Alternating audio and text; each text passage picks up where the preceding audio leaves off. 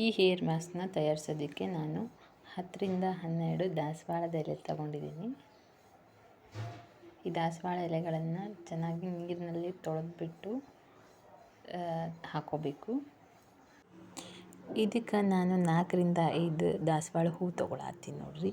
ಕೆಂಪು ದಾಸವಾಳ ತೊಗೊಂಡು ನಾನಿಲ್ಲಿ ಬಿಳೆ ದಾಸವಾಳ ಇದ್ರೂ ಹಾಕ್ಬೋದು, ಅದು ಹೇರಿಗೆ ತುಂಬಾ ಒಳ್ಳೆಯದು. ಹಂಗೆ ನಾನು ಇಲ್ಲಿ ಮೆಹಂದಿ ಗಿಡದ ಎಲೆ ತೊಗೊಂಡಿನಿ, ಒಂದು ಹಿಡಿಯಷ್ಟು. ಇದನ್ನು ನೀರಾಗ ಚೆಂದಾಗಿ ತೊಳ್ಕೊಂಡು ಹಾಕಾಕತ್ತೀನಿ. ಈ ದಾಸವಾಳ ಹೂವೇನು ತೊಗೊಂಡಿರಲ್ಲ ಅದನ್ನು ಫ್ರೆಶ್ ಇದ್ದಿದ್ದ ಹೂವು ಹಾಕ್ಬೋದು. ನನಗದು ಸಿಗಲಿಲ್ಲ, ಹಾಗಾಗಿ ನಾನು ಒಣಗಿದ್ವಿದ್ದು ಅದನ್ನು ಹಾಕಾಕತ್ತೀನಿ. ಇದೇನು ಹೇರ್ ಮಾಸ್ಕ್ ಮಾಡತ್ತೀನಲ್ಲ ಇದನ್ನು ನಾನು ಮೀಡಿಯಮ್ ಹೇರ್ಸಿಗೆ ಮಾಡತ್ತೀನಿ. ಅಂದರೆ ನಂದು ಮೀಡಿಯಮ್ ಹೇರ್ ಐತಿ, ಹಾಗಾಗಿ ಅದಕ್ಕೆ ತಕ್ಕಂಗೆ ನಾನು ಈ ಕ್ವಾಂಟಿಟಿ ಮಾಡತ್ತೀನಿ. ನಿಮ್ಮದು ಹೇರ್ ಜಾಸ್ತಿ ಇತ್ತು ಅಂದರೆ ನೀವು ಕ್ವಾಂಟಿಟಿ ಜಾಸ್ತಿ ಮಾಡ್ಕೋಬೋದು. ಆಮೇಲೆ ನಾನು ಒಂದು ಸ್ವಲ್ಪ ಲೋಳೆ ಸರ ತೊಗೊಂಡಿನಿ. ಲೋಳೆ ಸರನ ತೊಳೆದು ಚೆಂದಾಗಿ ಅದನ್ನು ಕಟ್ ಮಾಡಿ ಹಾಕ್ಕೊಂಡಿನಿ. ಆಮೇಲೆ ಇದು ಒಂದು 2 ಸ್ಪೂನ್ ಆಗುವಷ್ಟು ಮೆಂತ್ಯಕಾಳನ್ನ ನಾನು ಒಂದು 2 ತಾಸು ಮೊದಲು ನೆನೆಸಿಟ್ಟಿದ್ದೆ. ಅದು ನೆಂದೈತಿ ಚೆಂದಾಗಿ, ಅದನ್ನು ಇದಕ್ಕೆ ಸೇರಿಸ್ಕೊಳತ್ತೀನಿ. ಈ ಹೇರ್ ಮಾಸ್ಕ್ ಒಳಗೆ ನಾವು ಎಲ್ಲ ಇಂಗ್ರೀಡಿಯೆಂಟ್ಸ್ನು ನ್ಯಾಚುರಾಗಿರೋದನ್ನು ತೊಗೊಂಡಿವಿ ನೋಡ್ರಿ. ನಾನೀಗ ಒಂದು ಹಿಡಿಯಷ್ಟು ಕರಿಬೇವು ಹಾಕ್ಕೊಳತ್ತೀನಿ. ಕರಿಬೇವು ಹಾಕ್ಕೊಳ್ಳೋದ್ರಿಂದ ಕೂದಲು ಕಪ್ಪಾಗಿರಿಸೋದಕ್ಕೆ ಹೆಲ್ಪ್ ಮಾಡುತ್ತೆ, ಹಾಗಾಗಿ ಈ ಕರಿಬೇವು ಹಾಕಾಕತ್ತೀವಿ. ಈಗ ಇಷ್ಟು ಇಂಗ್ರೀಡಿಯೆಂಟ್ಸ್ ಹಾಕಿದ ಮೇಲೆ ಇದನ್ನು ನಾವು ಸಣ್ಣಗೆ ಮಿಕ್ಸಿ ಮಾಡ್ಕೋಬೇಕು. ಈ ಹೇರ್ ಮಾಸ್ಕ್ನ ತಿಂಗಳದಾಗ 1 ಸರಿ ಅಥವಾ 2 ಸರಿ ನೀವು ಮಾಡಿ ಹಚ್ಕೊಳ್ಳೋದ್ರಿಂದ ನಿಮ್ಮ ಕೂದಲು ತುಂಬಾ ಚೆನ್ನಾಗಾಗುತ್ತೆ. ಹಾಗೆ ನಿಮಗೆ ಯಾವುದೇ ಥರದ ಹೇರ್ ಪ್ರಾಬ್ಲಮ್ಸ್ ಇದ್ದರೂ ಕಡಿಮೆ ಆಗುತ್ತೆ. ಹೇರ್ ಫಾಲ್ ಆಗೋದಿಲ್ಲ. ಆಮೇಲೆ ಕೂದಲು ಉದ್ದ ಬೆಳೆಯುತ್ತೆ, ಡ್ಯಾಂಡ್ರಫ್ ಹೋಗುತ್ತೆ. ಅದೇ ಹೇಳ್ತಿದ್ದೀನಲ್ಲ, ಎಲ್ಲ ರೀತಿಯ ಹೇರ್ ಪ್ರಾಬ್ಲಮ್ಸ್ಗೂ ಒಂದು ಒಳ್ಳೆ ಸೊಲ್ಯೂಷನ್ ಸಿಗುತ್ತೆ. ಇದನ್ನು ನಾವೀಗ ಮಿಕ್ಸಿ ಮಾಡ್ಕೊಳತ್ತೀವಲ್ಲ, ಇದು ಹಂಗೆ ಸಣ್ಣಗಾಗಂಗಿಲ್ಲ. ಅದಕ್ಕೆ ನಾನು ಇದನ್ನು ಒಂದಿಷ್ಟು ಹುಣಸೆ ಹಣ್ಣಿನ ರಸ, ಅಂದರೆ ಅದನ್ನು ಹುಣಸೆ ಹಣ್ಣನ್ನು ನೆನೆ ಇಟ್ಟಿದ್ದೆ, ಅದರದ್ದು ರಸ ತಕ್ಕೊಂಡಿದ್ದೆ, ಅದನ್ನು ಸೇರಿಸ್ಕೊಂಡಿನೀಗ.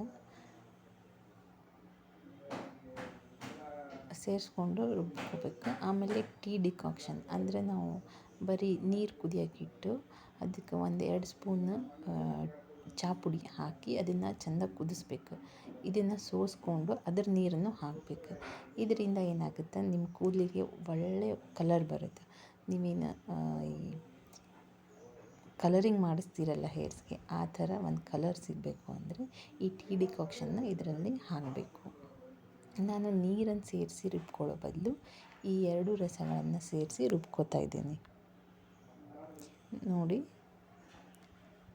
ಇವಾಗ ಇದು ಪೂರ್ತಿ ಸಣ್ಣ ಆಗಿದೆ. ಇದನ್ನು ನಾವೀಗ ಒಂದು ಬೌಲಿಗೆ ಟ್ರಾನ್ಸ್ಫರ್ ಮಾಡಿಕೊಂಡು ಆಮೇಲೆ ಅದಕ್ಕೆ ಇನ್ನೂ ಇಂಗ್ರೀಡಿಯೆಂಟ್ಸ್ ಸೇರಿಸಾಗತ್ತವು, ಅವನ್ನ ಸೇರಿಸ್ಬೇಕು. ಅವು ಏನೇನಂತ ಹೇಳ್ತೀನಿ.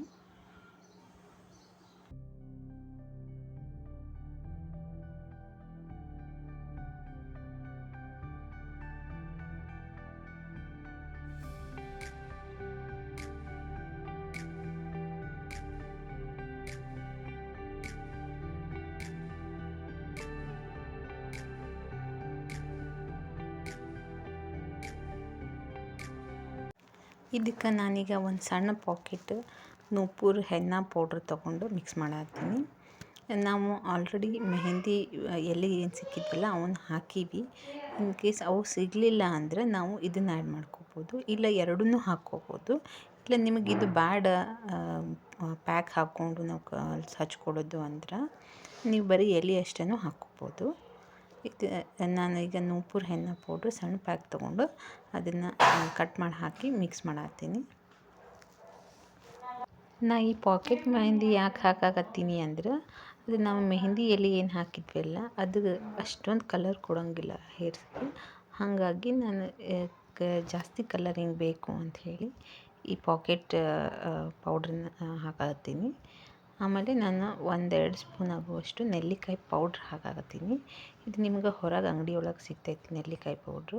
ನೆಲ್ಲಿಕಾಯಿ ಪೌಡ್ರ್ ಬದಲು ನಿಮಗೆ ಬೆಟ್ಟದ ನೆಲ್ಲಿಕಾಯಿ ಸಿಕ್ತು ಅಂದ್ರೆ ಅದನ್ನು ಮಿಕ್ಸಿ ಮಾಡ್ಕೊಳ್ಳುವಾಗ ನಾವೇನು ಮೊದಲು ಮಿಕ್ಸಿ ಮಾಡ್ಕೊಂಡ್ವಲ್ಲ ಅದರೊಳಗೆ ಅದನ್ನು ಸಣ್ಣಗೆ ಜಜ್ಜಿ ಹಾಕಿ ಅದನ್ನು ಮಿಕ್ಸಿ ಮಾಡಿನೂ ಹಾಕ್ಬೋದು. ಇದಿಷ್ಟು ಹಾಕಿಂದ ನೀರು ಎಷ್ಟು ಬೇಕೋ ಅಷ್ಟು ಮೀಡಿಯಮ್ ತಿಕ್ನೆಸ್ ಬರೋ ಥರ ನೀರು ಹಾಕಿ ಕಲಿಸ್ಕೋಬೇಕು. ಇದನ್ನು ಕಲಸಿ ಆದಮೇಲೆ ನಾವು ಒಂದು 6-7 ತಾಸು ನೆನೆಯೋದಕ್ಕೆ ಬಿಡಬೇಕು. ಅದು ಇಷ್ಟು ನೆನೆದಾದ್ಮೇಲೆ ನಾವು ಇದನ್ನು ಹೇರ್ಸ್ಗೆ ಆಮೇಲೆ ತಲೆಗೆ ನೀಟಾಗಿ ಹಚ್ಚಿ ಆಮೇಲೆ ಅದನ್ನು 2-3 ಗಂಟೆ ಹಾಗೆ ಬಿಟ್ಟು ಒಣಗೋದಕ್ಕೆ ತಲೆಯಲ್ಲಿ. ಆಮೇಲೆ ನಾವು ಹೆಡ್ ಬಾತ್ ಮಾಡೋದ್ರಿಂದ ಕೂದಲು ತುಂಬಾ ಚೆನ್ನಾಗಾಗುತ್ತೆ. ಕೂದಲು ತುಂಬಾ ಸಿಲ್ಕಿ ಆಗುತ್ತೆ. ಆಮೇಲೆ ತಲೆ ಹೊಟ್ಟು ಕಡಿಮೆ ಆಗುತ್ತೆ. ಆಮೇಲೆ ಹೇರ್ ರೀಗ್ರೋತ್ ಆಗುತ್ತೆ. ಹೇರ್ ಫಾಲ್ ಆಗ್ತಾಯಿದ್ರೆ ಅದು ಕೂಡ ಕಡಿಮೆ ಆಗುತ್ತೆ ಈ ಮಾಸ್ಕ್ ಯೂಸ್ ಮಾಡೋದ್ರಿಂದ. ಇಲ್ಲಿ